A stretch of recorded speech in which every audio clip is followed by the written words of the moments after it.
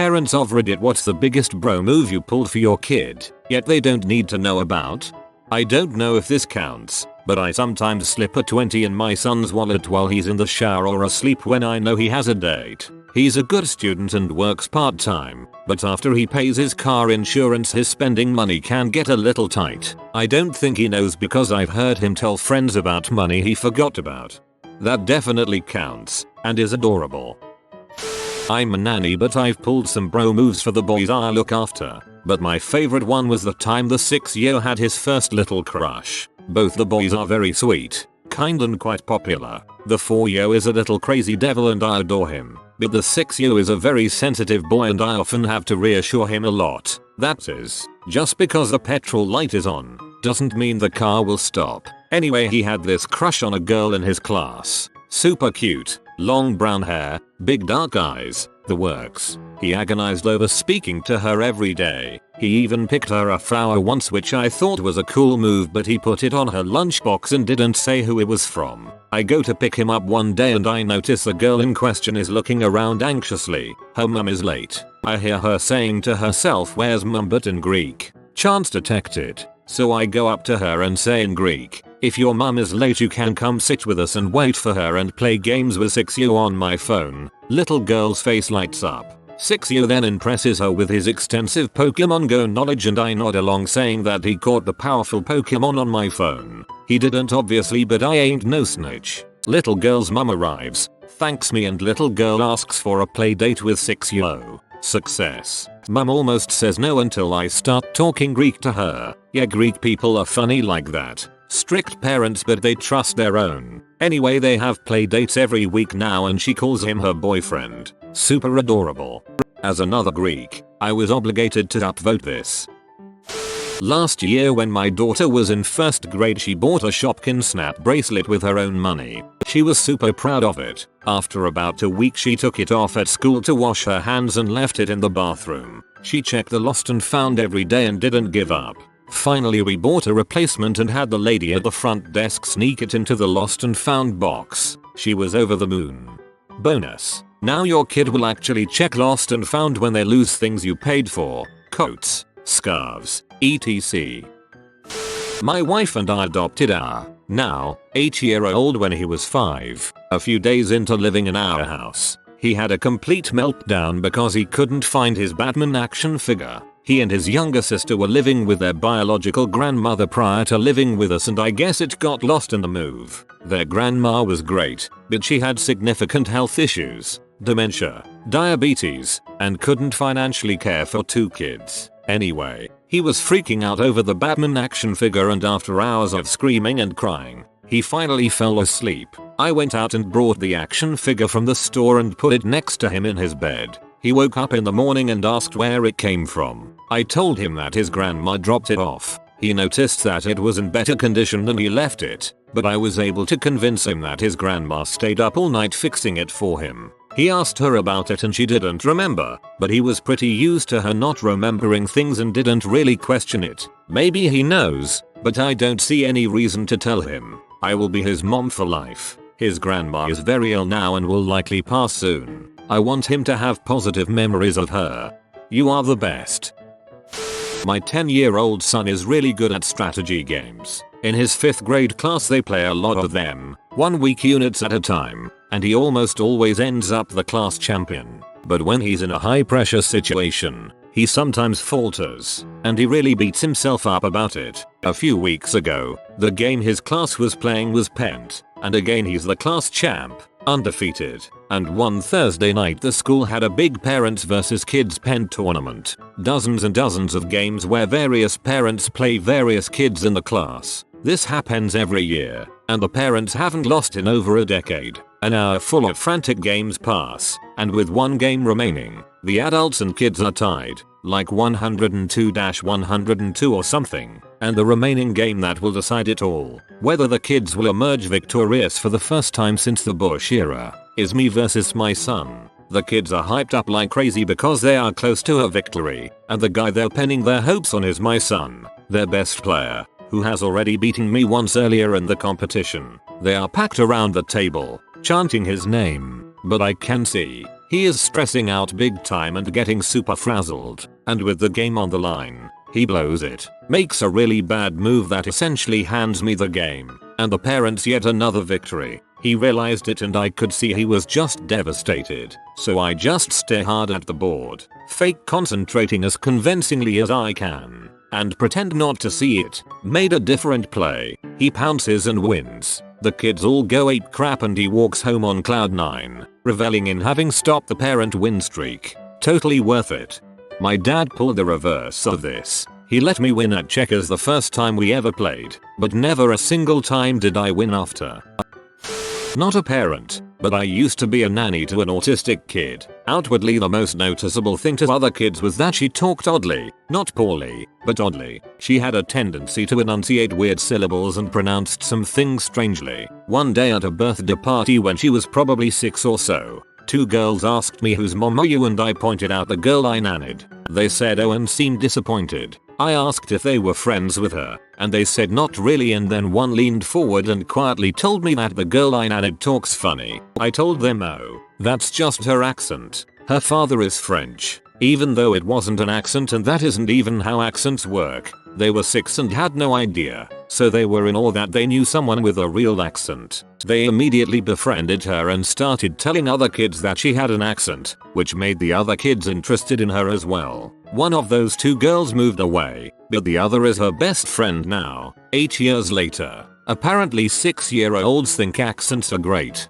You are a bro of brothers. If there is a heaven there will be a tribute to your broness.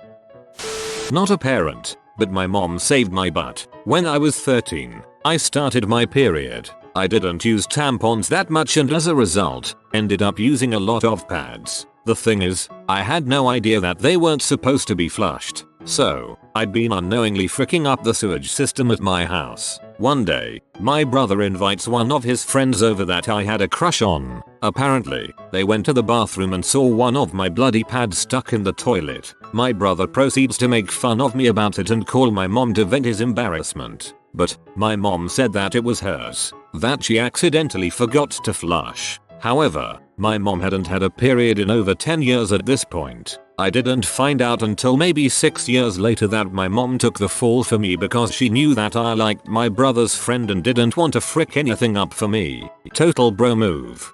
Your mom is the real MVP.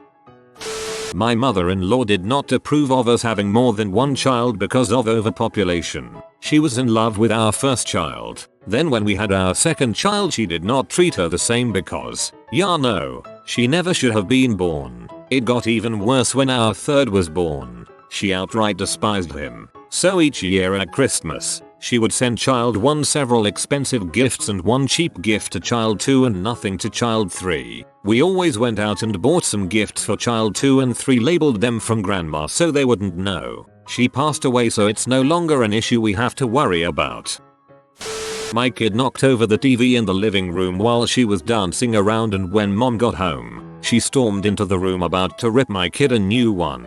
I could see the fear in her eyes, so I stepped in and said I knocked it over when I was throwing pillows while playing. I paid for it in more than one way, but it was totally worth it because I had an excuse to go shopping for a new TV.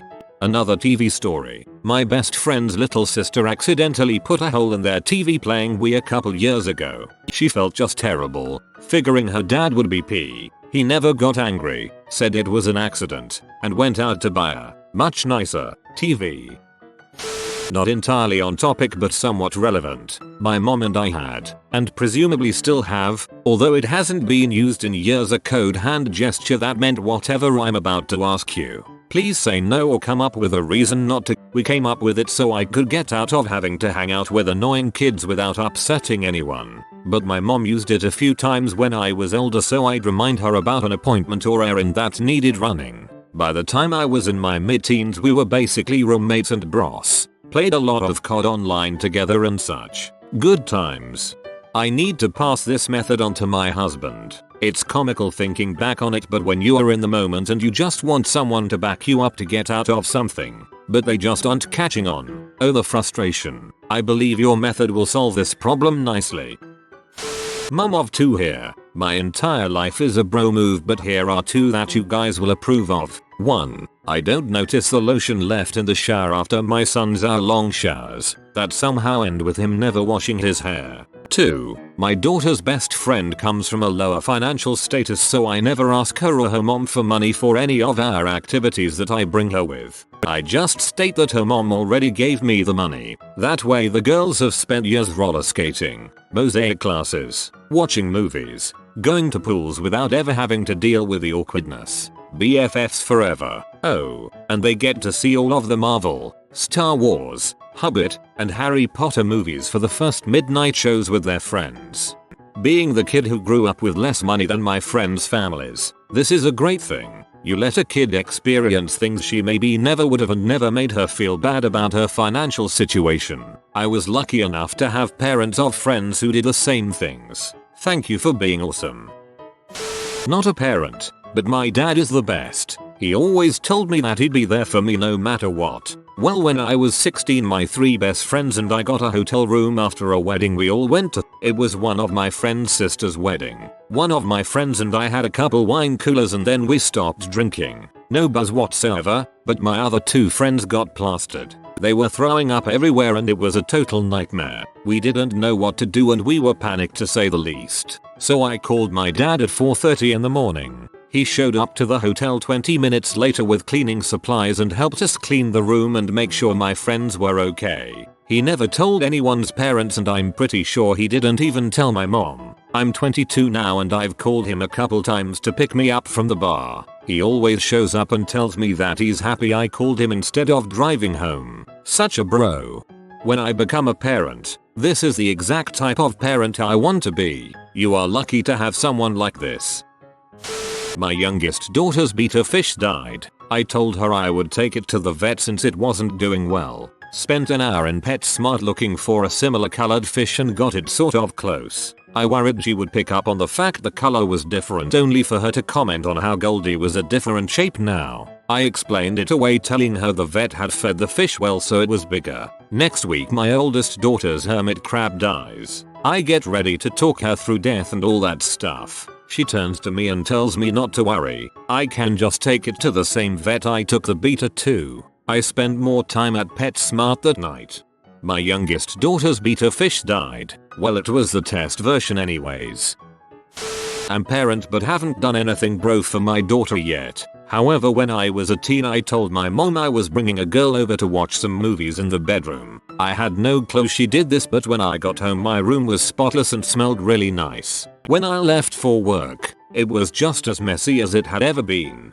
My brother and I had rooms next to each other, and before he had his girlfriend over, my mum talked to me and told me not to go knock or anything if he plays music very loudly or anything like that, which I usually would have done. We always got into fights over the other one being too noisy. I was a bit too young to get it at the time. Ashley was the little one's best friend ever. She was horrible. Ashley ruined Sparkly Princess Day by spilling all of the glitter on the carpet. She had a grating voice. She yelled, squealed most words. She whined like a toddler when she didn't get her way. She was constantly talking and whining. And she said stupid things. Because I was 8. As an adult you never think you'd hate a 3rd grader. But you don't know Ashley, a picky eater who was always hungry and complained about everything you offered her. She started sentences with "you need to" or "I want" or "I hate." Once I was driving them somewhere and Ashley was so irritating that I contemplated dropping Ashley off on the corner and driving away. Well, kids mimic each other and the little one started picking up Ashley-like effects. She started whining and she started yell talking. So, I scheduled the little one in an after school program that I knew Ashley's parents didn't approve of, because I knew for certain she wasn't allowed to go. A few weeks later there was a different best friend in the backseat of the car. There was a huge spider that ran onto my daughter's face this morning. I ninja'd, grabbed it, and threw it across the room. I never knew spiders bounced. It could have been a lot worse. Last time a spider ran across my crotch I punched myself. Mayo, thank God you didn't punch your daughter in the face. I stopped being an alcoholic and quit smoking before they were born, if that counts. Otherwise we would be living in a trailer in the woods with no internet like a bunch of scrubs, like I grew up. My kids already have a way bigger head start in life than I did. My wife had a bad car crash and insurance took a long time to pay while we had to foot all the bills. Money was getting very tight. One day, $5,000 appeared on our account without any message, transferred by my dad. We drove to my parents and, tears in the eyes, thanked them and said we would definitely pay them back as soon as we could, and my dad said no need, just help me when I need money someday. That day will never come. Both of us knew, as he's done very well in life, working very hard. Thank you, Dad. Well, the day he needs money might not come, but don't send him to a nursing home when he's old. Take him into your own home. One time I got suspended for wearing these super ridiculous goth boots that had metal plating on the front. I was really gothy and a nerdy band kid at a very conservative high school in southern MT, and my school was constantly picking on me for my clothes. They suspended me for bringing weapons to school for the boots, one of many frivolous suspensions related to my clothes. Note, I was an average kid with no criminal record otherwise. Getting suspended also got you a 0 for the day, which you could not make up under the administration's rules. My mom had just lost her brother in a sudden brain aneurysm, and when she picked me up from school, I could tell she was super fed up with the administration's crap, especially in the midst of the most difficult personal crisis that had happened to her yet, on top of recently leaving my emotionally abusive dad. She went in my room, dressed up in some of my goth clothes, and put on the boots. This was back when cell phones had just evolved to contain cameras, and we took a bunch of stupid selfies. I set it as the wallpaper on my phone. It got confiscated the next day just for falling out of my pocket, and put in the dean's office. I'm sure he saw those selfies of me and mom. Mom bro levels were high that day. I was hoping you were going to say she went to talk to the administrators in goth clothes. That would have been amazing. I'm a father. I have 2 daughters who are today 9 and 4. When the younger was only a few months old, around 3 years ago or so, things weren't going so well with their mother. She is an alcoholic and a drug addict, was screwing around in our home, drinking and drugging around the kids. I stepped to her, no nonsense, and told her I wasn't going to raise our daughters in a home with any of that garbage going on. They deserved a peaceful and safe place to live. I threw their mother out that day and never intend to ever place my children in a situation like that again. We're all doing well and I've stuck to my guns about it since. Not a dad, but I love with my brother and his family. The extra income means we all live in a much nicer place than we would be able to afford otherwise. My brother is a lot like my dad, caring, but very strict. My eldest nephew lands somewhere on the low side of the autism spectrum, and has a tendency to act out when things don't go his way. When his dad handles it, there's a lot of yelling and crying. My brother tries, he really does, but he's not the best at being patient with the boy. When I see a blow up imminent, or a tantrum on the brink of happening, I suddenly find a need to run to the store, and I need a helper to come along with me. We usually have a good talk about his day, if anything is bothering him, and I usually make a point about talking about his 2-year-old little brother. He's 11, and starting to take this whole big brother role model thing pretty seriously. By the time we get back, he's usually corrected his course, and the sailing is much smoother for the evening. The little guy is stuck in a loop where he wants to be treated like a big kid, but gets too easily frustrated when he's not, which leads to him not being treated like a big kid. I hope I'm doing at least a little to break that cycle. Not a parent, but my boyfriend's dad is the real MVP. My boyfriend and I were 15 and I asked my mom if I could sleep over at his house, because he lived an hour out of town. She said no in about 5 seconds. That day my BF's dad picked me up because we were going to a hockey game in another town. There was a mild snowstorm during the game, so he called my mom and said it wasn't safe to go all the way back to drop me off. The roads were just too bad. It would be safest to go directly to their house. When my mom agreed and he hung up the phone, he turned to us and said, "I'll support you guys with this whole Romeo and Juliet thing. Still dating after 5 years." I'm not a parent, but I have a good bro memory with my dad. When I was 16 and had my first girlfriend, I told my dad about it, and about 3 months into the relationship asked if she could come over on the weekend to meet them. My dad agreed. When I came home from school on Friday, my dad had taken my mom and sisters to the Great Wolf Lodge. On our kitchen counter he left me a $100, condoms, and a note saying the 100 is for food and a date. Do not throw a freaking party. Don't enter our room or your sister's. Use your room. Please use protection and we'll be back around 10 PM tomorrow. Safe to say I lost my virginity. Diagram. I figure she and probably you two were both nervous about the meet the in-laws thing and instead got a good time that was not only sanctioned but suggested by Pops.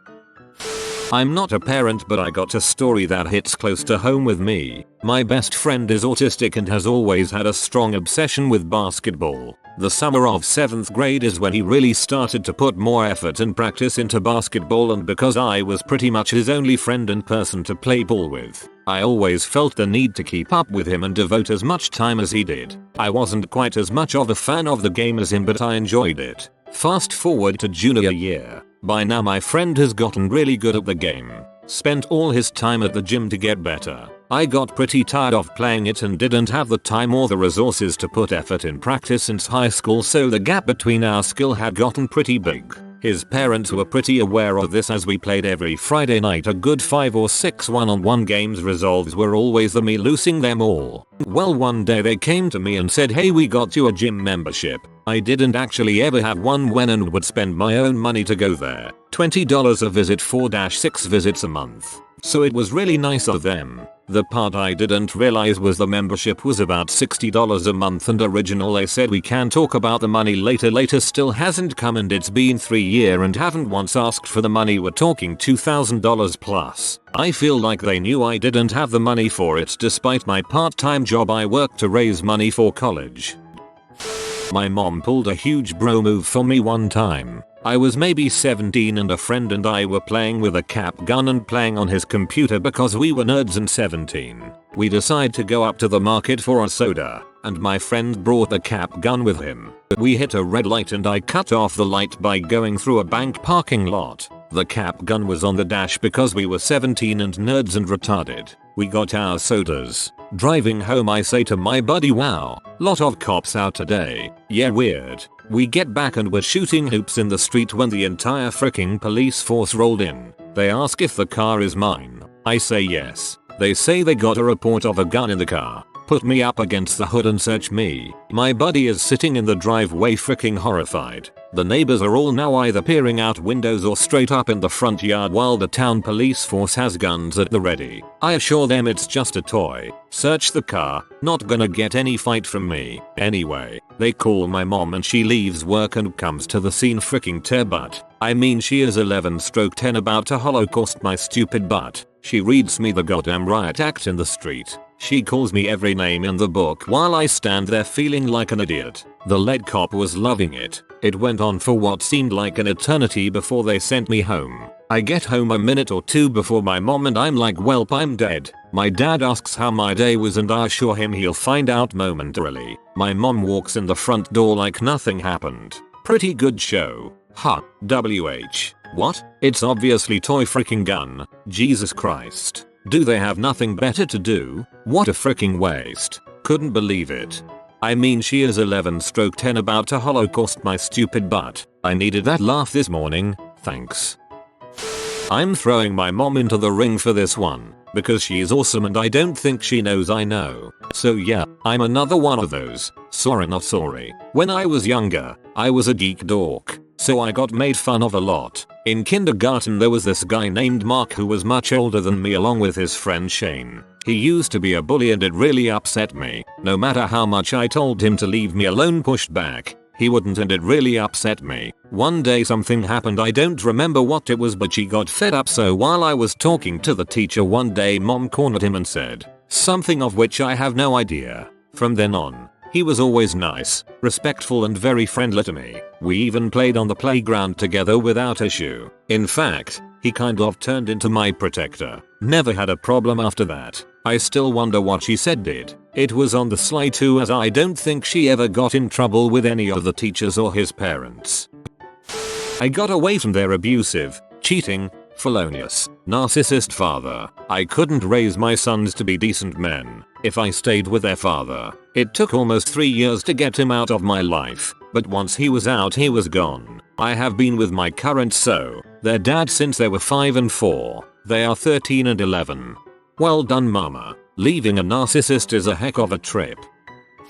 Not for my kid. but a student. I teach 7th grade, 11-12-year-olds. A girl raised her hand and made me walk over to her desk. She looked at me with huge eyes and just gestured. Finally figured out she was asking to go to the bathroom. Okay, sure, whatever. When she came back, she stood next to her seat and wouldn't sit down. I let it go. Almost end of class anyway. Next period came in and I told them that someone had spilled their drink, lemonade. Let's not use a desk today. Cleaned it up and let it be. Not one student realized this poor child had peed in her pants. They were black pants, so didn't show. My 2-year-old left her Raggedy Ann doll in a playground. We go back to find it a couple hours later, and we do find it, after dog had chewed off its face and scattered the stuffing. Super meltdown time. I took the remains, and figured out the product name and manufacturer from the tag, and was able to call up Hasbro and have it delivered a few days later. We then told her that I had sent her doll to a doll hospital. Actually, such things exist, and she'd been all fixed up, presenting her with the replacement. I earned about 1 million dad points that day. As a precaution, I then ordered 3 more of that doll, and stashed them away. Thank God I did that. Not a parent, but did this for my little brother. The little dude God has been saving his money, couple quid here and there and birthday money he gets. Later on I found out he had also started saving his school dinner money and wouldn't eat during school lunch. For months and months to buy himself a new set of trainers. He got them, was so proud, worshipped them practically lol, would even put them back in the box with paper wrapped around them each time he took them off. Only 2 weeks later, some idiot at his school purposely ruins his shoes in his art class by pouring paint on them. He came home crying and I promised him I'd get them so clean he wouldn't even know paint had touched them. I couldn't do it, so on purpose would make sure he saw me cleaning them, was pretending to keep the charade going, and went out and bought him a brand new pair, left them in his room. Kid got up for school and was as happy as I've ever seen him. Only a few years ago did he tell me he actually knew I went out and brought him a new pair, but he really appreciates it and now he's super careful about anything he owns lol.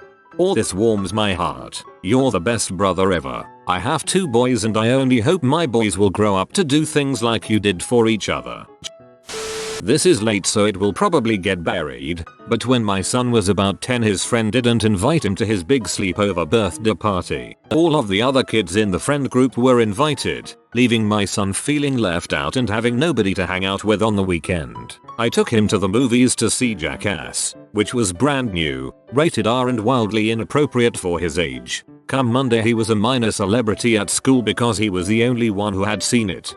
One of the hardest things to deal with as a parent is another kid being a royal dong and hurting your kid. My 10-year-old just went through something similar. His BFF had moved to another state, came back to visit, and didn't even call him. Hung out with another kid. My son was devastated.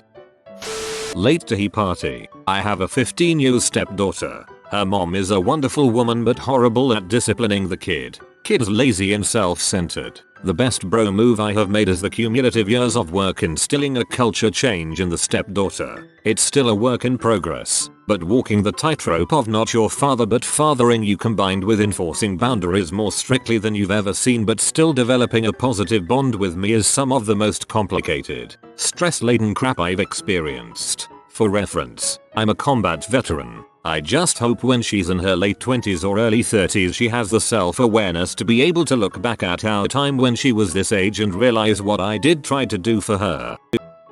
Not me, but something my dad did. My aunt tends to promise things that she cannot follow through on. This particular time, she promised my sister she would buy her a new car on her 18th birthday, a few weeks before my sister's birthday, and it's looking like once again, she will not be following through. My dad ended up buying the car for my sister, and gave my aunt all the credit. What's truly outstanding is that at the time my sister and dad did not get along. She was constantly arguing with him and disrespecting him, and all through her screams of "I hate you" etc. He never once brought up that it was him making her car payments.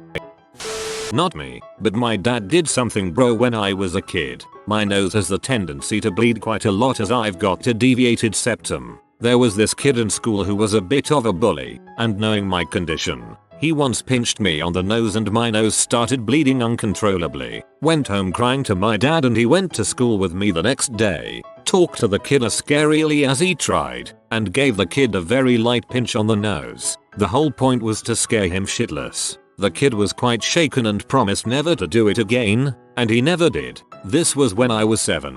Turns out, he became one of my close friends and we've known each other for 16 years. Thanks, Dad. I basically raised my 2 sisters because of a large age gap. Now my parents always volunteered me to babysit everyone's kids so all the parents could go party together. I'd be babysitting about 4-7 kids at a time all throughout the weekends and after school. I was head of the PTA at 19 and ran snack day. Now this kid who I've known since he was 4, time of the story 8, started terrorizing all the kids especially my sister. So I told him if he didn't stop I'd never sell him his Takis and Gatorade ever again. The terrorizing stopped instantaneously and my sister was finally not stressing about going to school. I found out a week later there were a lot of problems at home for him so I started buying his snacks for him the rest of the year. I'm a parent of 2 and though I have a few moments I can think of with my kids and some of their friends, I'm reminded of my best friend's mom growing up. My folks were pretty good while I was young. We were poor though, no doubt about it. You know, like getting food from the church poor, getting 1 pair of shoes for an entire school year and lots of hand-me-downs kind of poor. Anyway, as I got older my stepdad started driving long haul and as a result my mom started going with him for some reason. I was probably 10-12 years old at the time. I would literally be left alone at home for a week or more alone. My 2 older sisters were total crap heads at the time, not so much anymore, and though they were supposed to be there, they weren't most of the time. When summer came around I would just ride my bike into town which was about 7 miles. We lived out in the country for the most part. I would meet up with my friends and hang out all day until it was time for them to go home and I would just ride my bike home alone. One night I remember my best friend asking if I wanted to stay the night so I said sure. The next day his mom asked if my parents would pick me up and I just told her I would ride my bike home. She basically said no, I'll give you a ride, you're too young to be riding completely alone this far back and forth. So she gave me a ride home. When we got to my house she asked where my parents were, so I told her they were gone on the road for a while. I remember her blankly staring at me like what the foo. She told me to go inside, grab clothes and come back out. I basically spent the rest of the summer at my friend's house. No questions asked. She treated me like I was her own son and never really talked much about it with me. I don't know if she ever said anything to my parents about it, but she always looked out for me after that and I spent a lot of my life over at their house basically until I graduated from high school and moved out on my own. I'm still best friends with her son and keep in contact with her. We went on a family holiday 300 miles from our home. My at the time 4-year-old son forgot his blanket he couldn't sleep without. First night, where is my blanket? 2 AM, still didn't sleep. I drove 300 miles back home, picked up his blanket, drove 300 miles back to the hotel to arrive in time for lunch. I actually have a relevant story. A couple of years ago my son was in middle school. His last week of school he decided to create multiple accounts on the school system using variations of these nuts. He was called into the office and I was in turn called to see his principal, as she told me, and showed me evidence of his transgressions. I smiled politely. She went on about how he could be expelled and how horrible it was. She suggested he just be suspended for the rest of the year, 2 days, and he should learn a lesson. I told her no, he shouldn't be punished at all, seeing he's an honor roll student and this was a simple action of a bored kid. It'd make him think he was suspended and let the weight of it sink in. She relented. I pulled him out of school and let him sit home and game for 2 days. I thought it was hilarious. Not a parent yet, but my parents were pretty relaxed in general about boys dating and drinking. I'm a straight 22-year female for context. Basically with boys the only rules were that 1, they had to be home, and 2, we had to stay in the common areas of the house, keep the door open. As for drinking, they were fine with it so long as I was careful and responsible since my family is predisposed to alcoholism. The only thing they were super against was drugs. I can't remember the exact circumstances of what I took the blame for, but my 4-year-old was getting it from the wife, and my daughter does this thing with her hands when she is nervous that I think only I notice. So I seen this and said, "Oh sorry baby, that was my fault, blah blah blah." The only reason I remember this is because I could clearly see in her eyes my daughter's mind working as if she was realizing that it was her fault, but her dad was taking the blame and that she should go along with it. I can't really explain it with words, but I seen in her eyes that it clicked that I have her back, and just that wee memory is so valuable to me. I'm not a parent, but last year I was working in a youth center and we planned a trip to an adventureland. I played soccer with the kids and a ball hit the ceiling and the water pipe underneath. I was devastated for a week afterwards and thought I had to pay for the whole thing. My mother called me 2 weeks later and told me that it had been turned down and everything was covered by my insurance. Flash forward to last week. My mum asked me to look something up on her PC and I found a file with my name on her desktop. Turns out that she not only wrote several letters to the Adventureland, but also contacted my insurance, a lawyer, and made sure everything was covered. I was genuinely moved when I found out, and she doesn't even care for any kind of acknowledgement. Took a video secretly of my stepson bawling because bio dad didn't pick him up like he promised. Dad worked 3-11 at his job, so the next day I knew he worked. I told my then wife I was going to go to friend's house. I confronted him, non-violently, when he got out, showed him the video and basically tore into him. Guess he felt bad because ever since, with a few exceptions, he keeps his promises. TLDR guilt-tripped stepson bio dad into being a dad.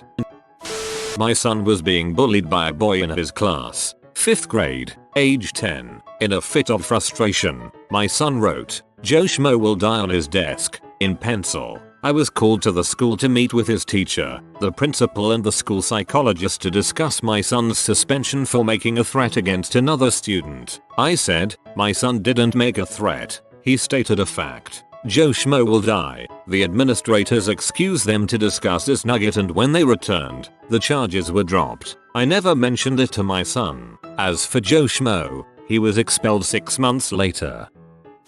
Again, not me, but my dad. When I was 15, I tried weed for the first time. Bad trip. Frick. So I called a friend and instructed him to call my dad. Dad was chill, just wanted to make sure I'm okay. 20 minutes later, my dad and stepmom show up. They get me coke and some food. Took me out for 2 hours. Made sure I was okay. We joke about it occasionally. He knows I was going to try, so no point is scolding. He just educated me and told me to try it with them instead of alone.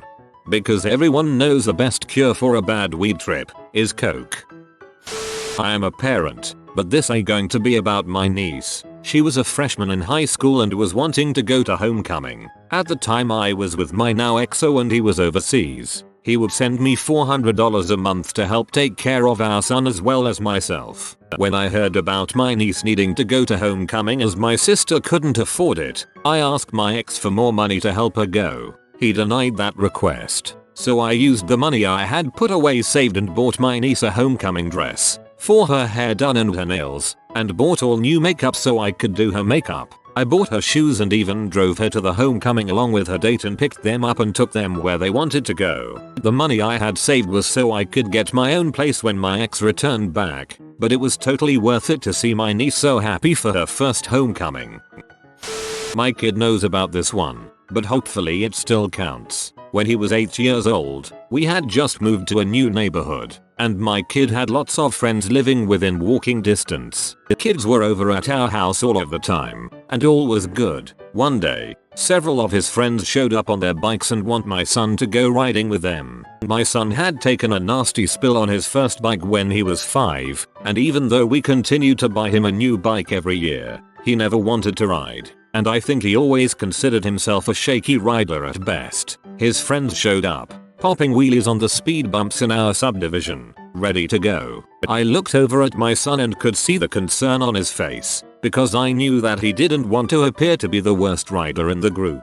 These kids were begging him to come and ride, and his unused bike was clearly visible in the open garage. He was walking hesitantly toward his bike, so I ran outside and yelled, "Don't even think about getting on that bike." You know you twisted the heck out of your knee last week. I have told you over and over about this bike riding and I am tired of it. I do not want to see you on a bike again until further notice. His friends' heads all swiveled around, as I don't think that any of them had ever heard me curse, so they knew I was serious. They begged for my son to come and play with them and asked me if they could leave their bikes parked in my driveway. I took a deep breath, pretended to think about it, and finally said yes. Everyone ran off to play, and then my son came running back to me. He just whispered, "Thanks, Mom," and ran back out to his friends. Growing up is tough enough, and I'd do anything to save my kids from embarrassment. You have been visited by the romantic doggo. Comment love is magic so you never fall in the friend zone. Like and subscribe, you magnificent person.